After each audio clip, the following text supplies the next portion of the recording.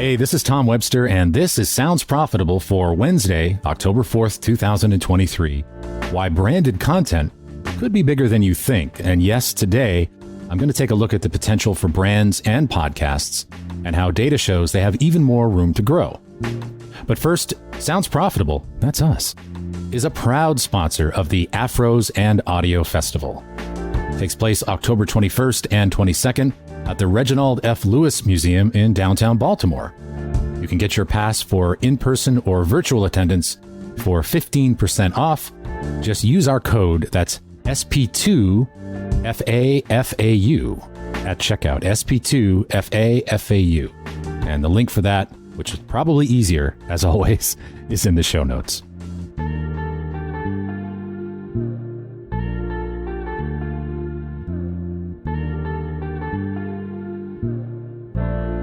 Last month, we debuted our largest study to date, the podcast landscape. And there was so much data in this project that we knew if we released it all at once, we would kill you, dear listeners. Like my mentor, Frank Cody, always told me, we must challenge our audience, but never defeat them. When it came to deciding what the focus of the next podcast landscape report would be, one finding stood out really clearly. I'm not often surprised by data because I see so much of it and I see how it trends. But one stat in particular from our last report shocked the crap out of me, and not literally, kids. We asked a question about different types of podcasts. For each type of podcast, how likely would you be to listen? 52% said yes to a podcast about a favorite TV show or movie. 48% said that they would be likely to listen to a podcast produced by a favorite TV show or movie. 46% would be likely to listen to a podcast hosted by a favorite celebrity or creator from another medium. And then the outlier on this graph, 41%, not that much lower, said they'd be likely to listen to a podcast about a favorite brand or product. That's right. More than 4 in 10 Americans, 18 plus, say they would likely listen to a podcast about a favorite brand or product. Now, ask that in a different way, like, how likely would you be to listen to an ad for a product you like? And I bet you get a lower number, even though the ad is likely to be significantly shorter than a podcast. And this makes sense. The wording of the question is, of course, about a favorite brand. We've already been sold, so the ad is irrelevant. But that doesn't mean we aren't interested in the product and what it stands for, and how we as humans identify with the things we love. Let me give you a little context about why this number was so shocking to me.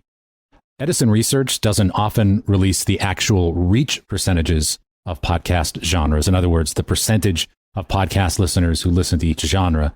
So I had to go back to the Wayback Machine, and I pulled some data that Edison put out during a webinar that I did during the COVID lockdowns.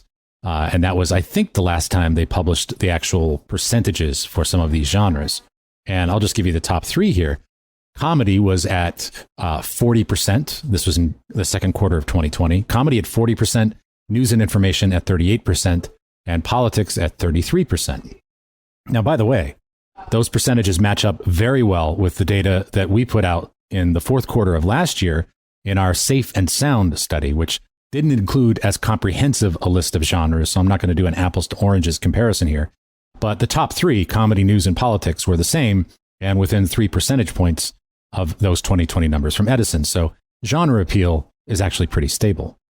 Now, I want to issue a massive caveat here. Hypothetical behavior, as in I would be likely to listen, does not translate to actual behavior, not fully.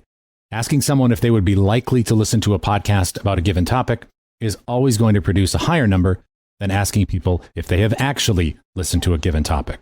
So stipulated.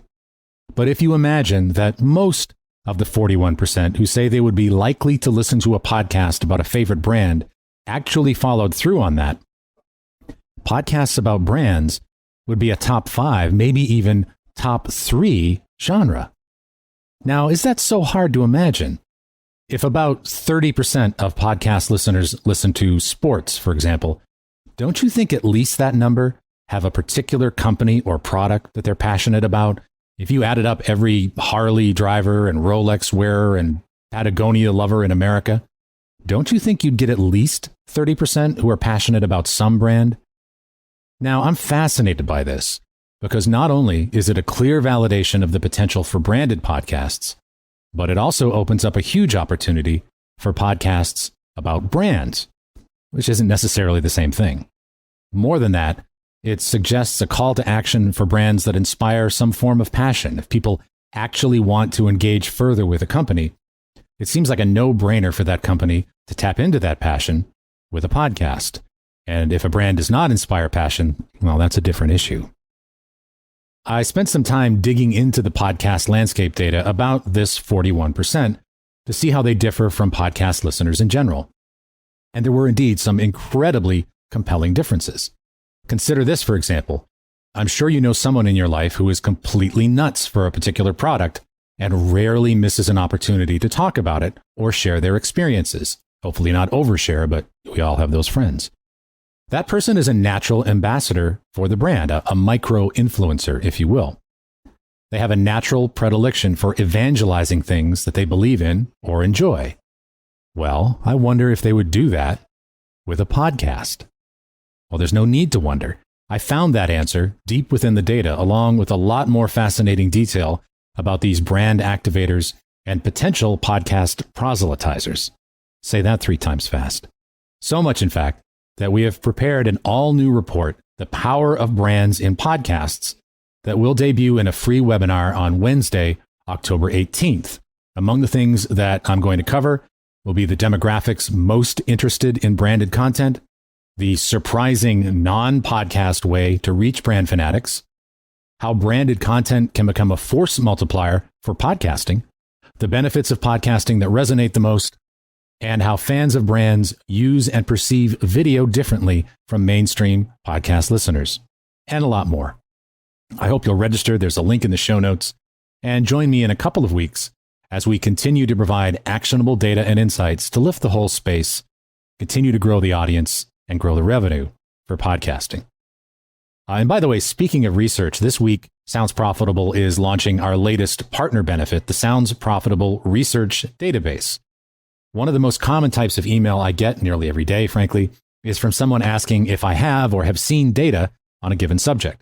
Now, sadly, there's no single searchable database of all the various studies that are out there about podcasting, because everything is scattered in PDFs across many, many companies, and often it's behind a registration wall as a lead magnet. Well, we decided to fix that. We have built the Sounds Profitable Research Database, which is a single searchable repository of all the latest research in podcasting, regardless of source. Currently, it includes 2023 studies and much of 2022, and will continue to get more robust over the next few weeks as we add additional studies and tag them. And yes, we have tagged metadata at the individual slide level for dozens of studies, so users can find the exact data point they're looking for, as well as the source study for further context. Now, we're not hosting any of these studies, unless it's one that we've produced. All of the slides are clearly watermarked, not for reuse, and they're all linked to the original source at the original publishing company. We are in no way after clicks. We're just trying to make some sense of the space and aggregate all of the wonderful resources that we have in this space to learn more about our audience and our customers. For now, access is a benefit for the employees of our nearly 150 partners, but we are continuing to expand and explore other uses for this valuable resource. If you're interested in learning more about Sounds Profitable Partnership, you can hit up the contact form on our site at soundsprofitable.com. But if you're not, even if you're not, all of the research that we do is available for free without any kind of registration under the research tab on our site. Victory through progress, comrades. I'll be back next week. Thanks again for listening to my article, Why Branded Content Could Be Bigger Than You Think. I'm Tom Webster. This episode is hosted on Art19, and we'll see you next time.